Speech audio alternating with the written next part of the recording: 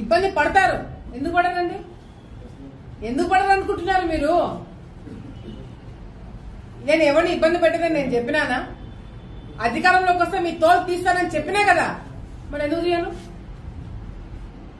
మంచితనం చూపిస్తారనుకుంటున్నారా? మీ దగ్గర ఎంతమంది మీరు తప్పుడు కేసులు పెట్టలేదు, మీరు ఎంతమంది జీవితాలతో మీరు ఆడుకోలేదు, మిమ్మల్ని వదిలేస్తారని ఎందుకు అనుకుంటున్నారు మీరు? ఒక్కొక్కరికి లెక్క చెప్తా అని చెప్పినా చెప్పి తీరుతా.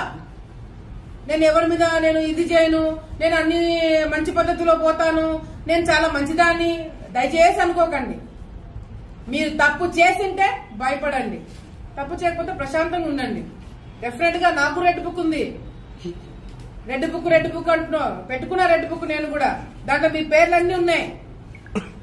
నా వల్ల నేను ఓపెన్ గా ప్రెస్ ముందర చెప్తున్నా, నా వల్ల 100 మంది లిస్ట్ రాసి పెట్టుకున్నా. 2-3 పాపమని తీసేస్తున్నాను గాని 100 మంది నా వల్ల ఇబ్బంది పడబోతున్నారు. ఓపెన్ గా చెప్తున్నాను. 100 మంది లిస్ట్ నా దగ్గర ఉంది. ఆ 100 మందిని ఇబ్బంది పెట్టబోతున్నాను. అంటే ఇబ్బంది పెట్టబోతున్నాను అంటే కట్ట తీసుకొని కొడతానో చంపుతానో అట్లా ఇబ్బంది కాదు, అట్లా భయపడకండి. లీగల్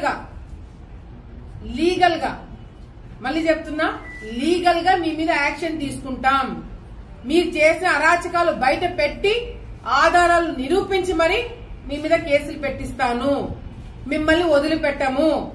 ఎందుకంటే ఆలగడ్డ రాజకీయాలను నాశనం లేపింది మీరు కాబట్టి మీకు శిక్ష పడబోతుంది. మీరు జాగ్రత్తగా ఉండండి అని నేనే చెప్తున్నా.